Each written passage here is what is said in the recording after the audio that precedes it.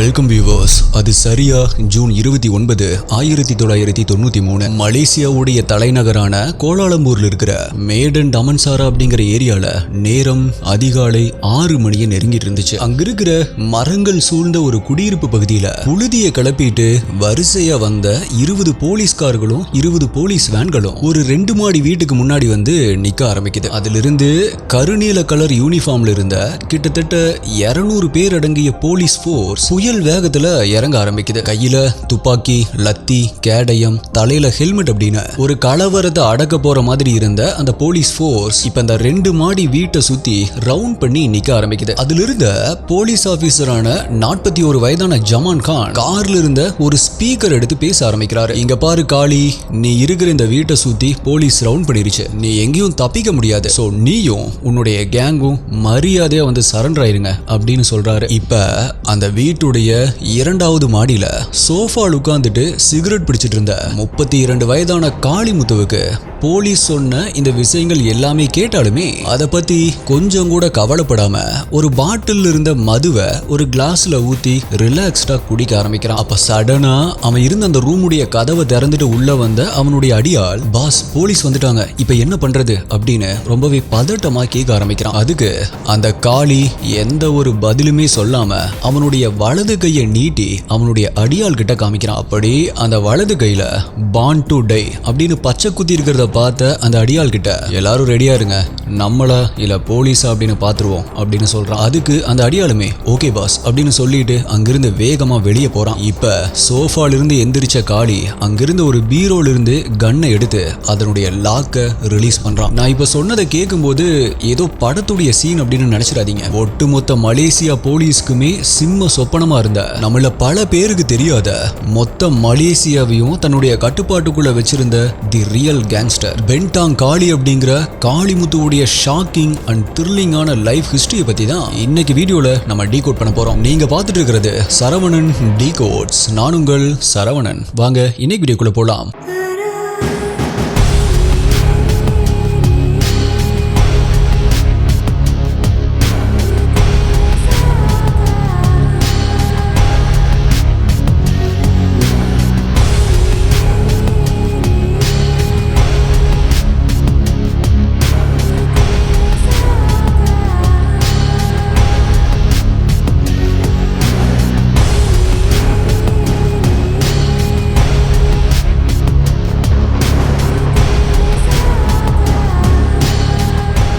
உங்களுக்கு crime thriller, mystery, strange, solved, unsolved cases இதெல்லாம் பிடிக்கும் அப்படின்னா, நீங்க இதோடைய ஃபேன் அப்படின்னா இப்பவே நம்மளுடைய சேனலுக்கு சப்ஸ்கிரைப் பண்ணிக்கோங்க. இந்த மாதிரியான வீடியோஸ் தான் ஒரு நாள் விட்டு ஒரு நாள் நம்மளுடைய சேனல்ல வரும். இந்த வீடியோல நான் சொல்ற யூடியூப்ல காமிக்க முடியாத crime scene images, crime scene videos எல்லாமே நம்மளுடைய அஃபீஷியல் டெலிகிராம் குரூப்ல தான் அப்டேட் பண்ணுவோம். யூடியூப்ல கரெக்டா நோட்டிபிகேஷன் கிடைக்காதவங்களுக்கும் அங்க இன்ஸ்டன்டா அப்டேட் கிடைச்சிரும். டெலிகிராம் யூஸ் பண்ணாதவங்களுக்கு வாட்ஸ்அப்ல நம்மளுடைய சேனல் இருக்கு, அங்கேயுமே உங்களுக்கு இன்ஸ்டன்ட் அப்டேட்ஸ் கிடைச்சிரும். நம்மளுடைய அஃபீஷியல் வாட்ஸ்அப் மற்றும் Telegram channel link description pinned கமெண்ட்ல கொடுத்திருக்கேன், செக் பண்ணி பாருங்க.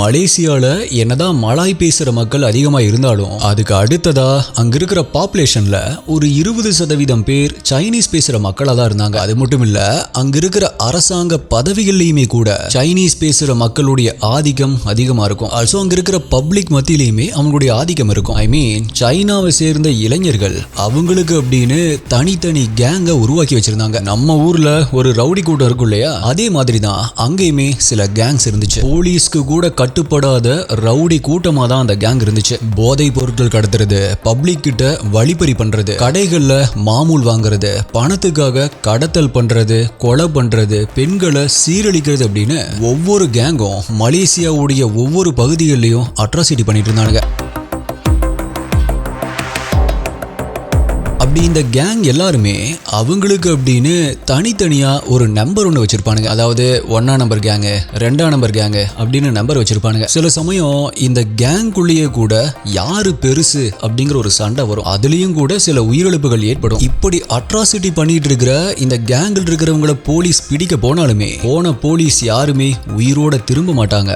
பிகாஸ் போலீஸையே அவனுங்க கொலை பண்ணிடுவானுங்க. அந்த அளவுக்கு அட்டூழியம் பண்ணிட்டு இருந்துச்சு இந்த கேங்ஸ். இதனால போலீஸும் கூட அந்த கேங்ஸ் எல்லாத்தையுமே கண்ட்ரோல் பண்ண முடியாம கஷ்டப்பட்டு இருந்தாங்க. மேலும் போலீஸ் டிபார்ட்மெண்ட்லயே கூட சில பேர் அந்த ரவுடி கேங்ஸ் கிட்ட இருந்து பணம் வாங்கிட்டு கண்டும் காணாம இருக்கவும் செய்யறாங்க. சோ இப்படி போலீஸாலேயே கண்ட்ரோல் பண்ண முடியாத அந்த கேங்ஸை பார்த்து மலேசியா மக்களும் பயப்பட ஆரம்பிக்கிறாங்க. இப்படி எல்லாமே ரொம்பவே மோசமா போயிட்டு இருந்த ஒரு சிச்சுவேஷன்ல தான் 1961 ஜனவரி 2 அன்னைக்கு ஒரு மலேசிய வாழ் தமிழ் குடும்பத்துல 8வது குழந்தையா பிறக்கிறான் காளிமுத்து. காளி அப்படின்னாலே ஆக்ரோஷமான தெய்வம் அப்படின்னு சொல்லுவாங்க இல்லையா, அதே மாதிரி தான் காளிமுத்துவும் அவனுடைய பெயருக்கு ஏத்த மாதிரி ரொம்பவே முன்கோபம் இருக்கிற ஒரு பையனா வளர ஆரம்பிக்கிறான்.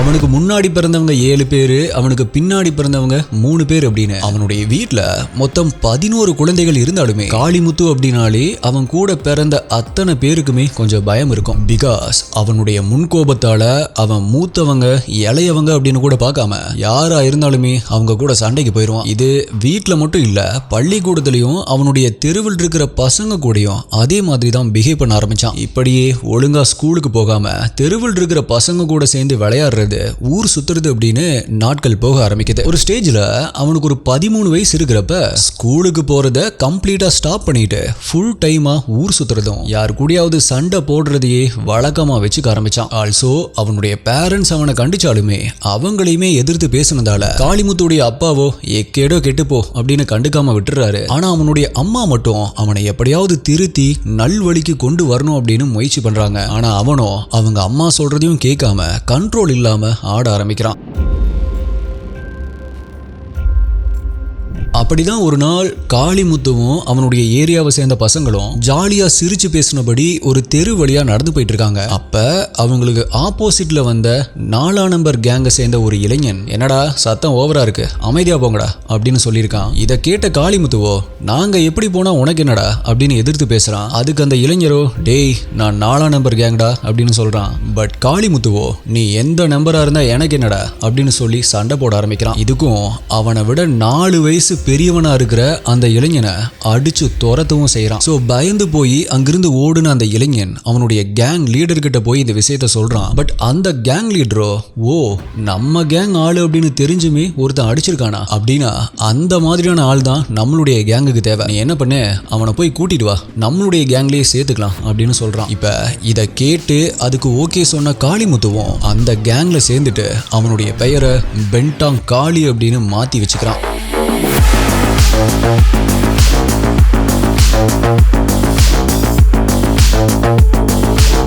இப்ப இந்த புது கேங்கில் இருக்கிற ஆளு கூட சேர்ந்து சிகரெட் பிடிக்கிறது, ட்ரிங்க்ஸ் பண்றது, போதைப் பொருள் யூஸ் பண்றது, பப்ளிக் கிட்ட வழிப்பறி பண்றது அப்படின்னு இன்னுமே தப்பான வழியில போக ஆரம்பிக்கிறான். அப்படிதான் ஒரு நாள் சூப்பர் மார்க்கெட்ல இருந்து பர்ச்சேசிங் முடிச்சிட்டு வெளியே வந்த ஒரு யங் கப்பிள்ஸ் கிட்ட பணத்தை வழிப்பறி பண்ணிட்டு அங்கிருந்து ஓட ஆரம்பிக்கிறான். ஆனா அங்க ரவுண்ட்ஸ்ல இருந்த போலீஸ் இத பார்த்து அவனை மடக்கி பிடிக்கிறாங்க. இதுல கோர்ட் அவனுக்கு 5 வருடங்கள் ஜெயில் தண்டனை கொடுத்து அவனை மைனர் ஜெயிலுக்கு அனுப்புது. ஆனா அவன் அங்க போயுமே கூட திருந்துறதுக்கான வழியை பார்க்காம அங்க இருக்கிற மோசமான பசங்களோட சேர்ந்து இன்னுமே மூர்க்கமான கேரக்டரா மாற ஆரம்பிக்கிறான். ஜெயில இருக்கிற பசங்க ஆல்ரெடி மோசமான பசங்களா தான் இருப்பாங்க அப்படிங்கறதால அங்க சர்வைவ் ஆகுறதுக்காக அவனும் அவனை ஒரு முரட்டுத்தனமான பையனா காட்டிக்க ஆரம்பிக்கிறான். யார் அவனை எதிர்த்து பேசினாலுமே அவங்கள அடிச்சு உதைக்க ஆரம்பிக்கிறான். பட் இத கவனிச்சிட்டு இருந்த அந்த ஜெயிலுடைய போலீஸ் ஆபீசர், நீ இப்படியே சண்டை போட்டுட்டு இருந்த அப்படின்னா உன்னுடைய தண்டனை அதிகமாயிரும் அப்படிங்கிறது உனக்கு தெரியுமா அப்படின்னு கேட்கிறாரு. இப்ப இத கேட்டு ஷாக்கான காளியோ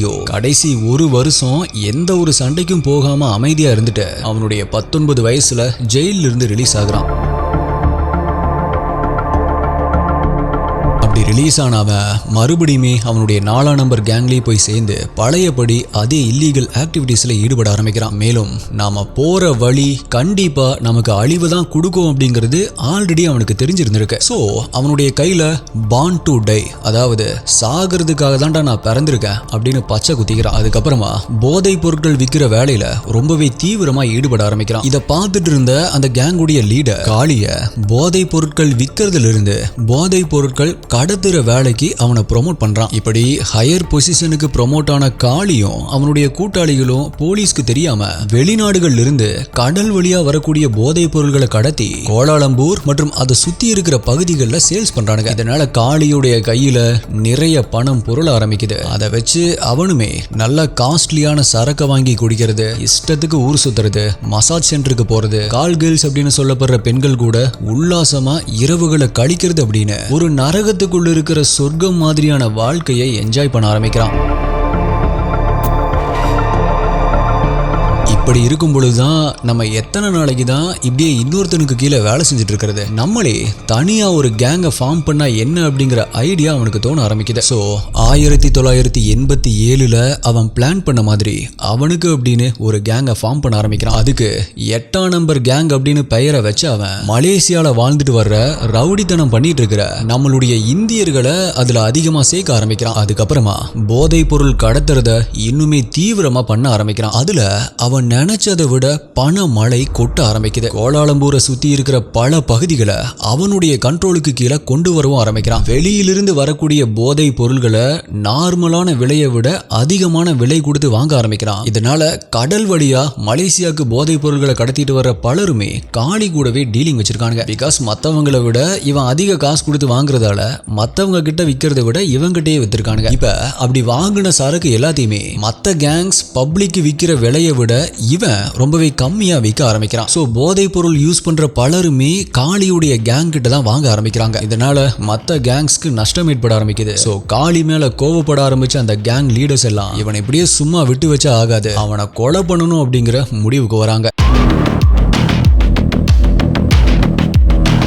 ஒரு நாள் காளி இருக்கிற இடத்துக்கே தேடி போன அவங்கள அதுக்கெல்லாம் கொஞ்சம் கூட அசராம அவனுடைய துப்பாக்கியை வச்சு அவங்களுக்கு பதில் சொல்றான். இதுக்கு பழிக்கு பழி வாங்கணும் அப்படின்னு நினைச்ச அந்த கேங்கும் இப்ப காளியை டார்கெட் பண்ணாம அவனுடைய கேங் மெம்பர்ஸை டார்கெட் பண்றாங்க. அதுல காளி கேங்கை சேர்ந்த 2 பேர் இறந்து போறாங்க. இது தெரிஞ்ச ஆத்திரமான காளி அவனுடைய எதிரி கேங்கை தேடி தேடி அட்டாக் பண்ண ஆரம்பிக்கிறான். கிட்டத்தட்ட 10 பெரிய தலைகளை தனி ஒருத்தனா முடிச்சு கட்டுறான். இது மட்டும் இல்லாம நான் ஆல்ரெடி சொன்ன மாதிரி கோலாலம்பூரை சுத்தி இருக்கிற பகுதிகளில் பப்ளிக் கிட்ட இருந்து வழிப்பறி பண்றது, கடைகளை மிரட்டி மாமூல் வாங்குறது, அவனுடைய கேங்கை எதிர்த்து நிக்கிற பப்ளிக் மற்றும் போலீஸையுமே கூட அட்டாக் பண்றது அப்படின்னு ஒரு கட்டுக்கடங்காத கேங்ஸ்டராகவும் மாறி நிக்க ஆரம்பிக்கிறான்.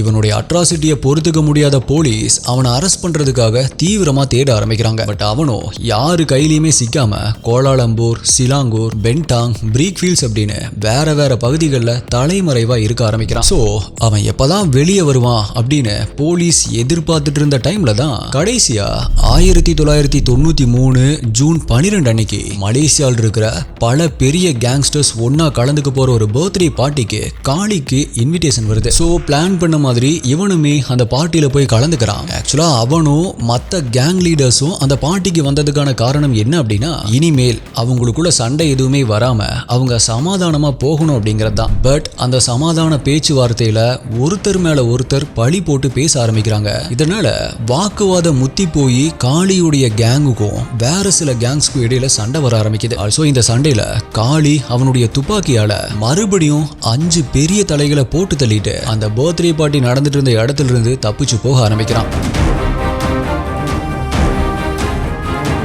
இப்ப சமாதான பேச்சுவார்த்தையில இப்படி ஒரு அசம்பாவிதம் நடந்துருச்சு அப்படிங்கறதால அந்த மலேசியாவில் இருக்கிற கேங் லீடர்ஸ் பல பேர் போலீஸ் கிட்ட அவங்களுக்கு இருந்த இன்ஃப்ளூயன்ஸை வச்சு காளியை அரெஸ்ட் பண்ண சொல்றாங்க. மேலும் போலீஸ் ஹையர் அபிஷியல்ஸும் காளி போதை பொருள் கடத்துறது மட்டும் இல்லாம கண்டினியூஸா கொலைகளுமே பண்ணிட்டு வரான் அப்படிங்கறதால அவனை உயிரோடவோ இல்ல பிணமாகவோ பிடிக்க சொல்லி ஒரு ஆர்டர் போடுறாங்க. போலீஸ் ஆபீசர் ஜமான் கான் தலைமையில ஒரு 200 பேர் அடங்கிய போலீஸ் போர்ஸை ஃபார்ம் பண்ணி மலேசியாவுடைய பல பகுதிகளிலும் காளியும் அவனுடைய கேங் மெம்பர்ஸையும் தேட ஆரம்பிக்கிறாங்க. இதை தெரிஞ்சுக்கிட்ட காளி என்ன பண்றான் அப்படின்னா, அந்த போலீஸ் ஆபீசரான ஜமான் கானுக்கு கால் பண்ணி, முடிஞ்சா என்ன பிடிச்சு பாரு, என் பின்னாடி ஒரு கூட்டமே இருக்கு அப்படின்னு சேலஞ்ச் பண்றான். இதை கேட்ட அந்த போலீஸ் ஆபீசர் பயங்கரமா கோவப்பட ஆரம்பிக்கிறாரு. இப்படி போயிட்டு இருந்த ஒரு சிச்சுவேஷன்ல தான் காளியுடைய கேங்க சேர்ந்த ஒருத்தன் கடைக்கு வந்து சாப்பாடு வாங்கிட்டு போறத ஒரு போலீஸ் ஆபீசர் பாக்குறாரு. மேலும் அவனை ஃபாலோ பண்ணிட்டு போய் காளி இருக்கிற இடத்தையும் கண்டுபிடிக்கிறாங்க. அதுக்கப்புறமா மஃப்டில வந்த போலீஸ் ஒரு நாள் முழுவதுமே காளி இருக்கிற அந்த வீட்டை நோட்டம் பண்ண ஆரம்பிக்கிறாங்க. அதிலிருந்து அந்த வீட்டுக்குள்ள எப்படியுமே ஒரு 20 பேருக்கு மேலதான் இருப்பாங்க அப்படின்னு தெரிஞ்சுக்கிறாங்க. சோ இதுக்கப்புறமா தான் நான் இன்ட்ரோல சொன்ன மாதிரி போலீஸ் ஆபீசர் ஜமான் கான் தலைமையில 200 பேர் அடங்கிய போலீஸ் ஃபோர்ஸ் காளி இருக்கிற அந்த வீட்டை சுத்தி நிக்க ஆரம்பிக்கிறாங்க. தெரிஞ்சுக்கிட்ட காளியும் அவனுடைய கேங் மெம்பர்ஸ் ஒரு 23 பேரும் கைகளில் துப்பாக்கியோட ground floor, first floor, second floor அப்படின்னு அங்க இருக்கிற ரூம்களில் ஒளிஞ்சுக்கிறாங்க. வெளியில ஒரு 1/4 மணி நேரமா வெயிட் பண்ணி பார்த்த போலீஸ் இவ்வளோ வான் பண்ணியுமே காளி வெளியில வரல அப்படிங்கறதால இனி வேற வழி இல்ல, அட்டாக் பண்ணலாம் அப்படின்னு ரெடி ஆகுறாங்க. முதல்ல பூட்டி இருந்த அந்த வாசல் கதவுடைய லாக்கை ஷூட் பண்ணி ஓபன் பண்றாங்க. அதுக்கப்புறமா புயல் வேகத்துல கையில துப்பாக்கியோட உள்ள போன ஒரு 70 பேர் இருக்கிற போலீஸ் ஃபோர்ஸ் 3 ஃப்ளோர்லயும் தனித்தனி ரூம்ல இருந்த காளி கேங் மெம்பர்ஸை ஷூட் பண்ண ஆரம்பிக்கிறாங்க. ஆல்சோ பதிலுக்கு காளியுடைய ஆட்களும் போலீஸை ஷூட் பண்றாங்க. இதனால அந்த வீட்டுக்குள்ள இருந்து துப்பாக்கி வெடிக்கிற சத்தம் மட்டும்தான் கன்டினியூஸா வெளியே கேட்க ஆரம்பிக்குது. இப்ப கடைசியா செகண்ட் ஃப்ளோர்ல காளி இருக்கிற அந்த ரூமுடைய லாக்கை ஷூட் பண்ண போலீஸ் அதிரடியா உள்ள என்டர் ஆகுறாங்க. பட் அவங்க கொஞ்சம் கூட எதிர்பார்க்காத மாதிரி அங்கிருந்த பாத்ரூம்குள்ள இருந்து வெளியே வந்த காளி அவங்கள நோக்கி கன்னை வச்சு ஷூட் பண்ண ஆரம்பிக்கிறான். ஆனா அதுக்கு முன்னாடியே சுதாரிச்சுக்கிட்ட போலீஸும் பதிலுக்கு ஷூட் பண்றாங்க. இதுல அவனுடைய உடல் ஒரு சல்லடை மாதிரி குண்டுகளால துளைக்கப்பட்டு அங்கேயே சுருண்டு விழுந்து காளி துடி துடிச்சு இறந்தும் போறான். இப்ப காளியோட சேர்த்து அந்த வீட்டில் இருந்த ஒரு 6 பேர் தான் இறந்து போயிருந்தாங்க. குண்டடிப்பட்ட காயங்களோடு இருந்த மீதி 19 பேரை அரெஸ்ட் பண்ணவும் செய்யறாங்க. மேலும் அரெஸ்ட் பண்ண போகும் பொழுது காளியும் அவனுடைய கேங்கும் அட்டாக் பண்ணாங்க. அதனாலதான் என்கவுண்டர் பண்ண வேண்டியதா போயிருச்சு அப்படின்னு சொல்லி போலீஸ் பென்டாங் காளியுடைய கேஸை க்ளோஸ் பண்றாங்க. இப்ப இந்த பென்டாங் காளியுடைய லைஃப் ஹிஸ்டரிய இன்ஸ்பிரேஷனா வச்சுதான், அதாவது தமிழ்நாட்டை சேர்ந்த ஒருத்தன் மலேசியால ஒரு மிகப்பெரிய கேங்ஸ்டரா இருந்திருக்கான் அப்படிங்கறத இன்ஸ்பிரேஷனா வச்சுதான் அஜித் நடிச்ச பில்லா, ரஜினி நடிச்ச கபாலி போன்ற கேங்ஸ்டர் படங்கள் எடுக்கப்பட்டதா சொல்லப்படுது. பட் என்னதான் படமா எடுக்கிற அளவுக்கு அவன் ஒரு கேங்ஸ்டரா இருந்தாலுமே அவனுடைய ஆக்டிவிட்டிஸ் இந்த சொசைட்டியுடைய பீஸ்ஃபுல்லான லைஃபை கொலாப்ஸ் பண்ற மாதிரி தான் இருந்திருக்கு. காளி அவனுடைய பேரண்ட்ஸ் உடைய பேச்சை கேட்டு ஒழுங்கா படிச்சு ஒரு நல்ல வேலைக்கு போயிருந்தான் அப்படின்னா மேபி சொசைட்டில மதிக்கப்படுற ஒரு பெரிய ஆளா கூட வளர்ந்திருப்பான். பட் ரவுடித்தனம் பண்றது, போதை பொருள் கடத்துறது, துப்பாக்கிய கையில் எடுத்து கொலை பண்றது அப்படின்னு இதெல்லாமே ஹீரோயிசம் அப்படின்னு நினைச்சதாலதான் ஒரு பயங்கரமான குற்றவாளியா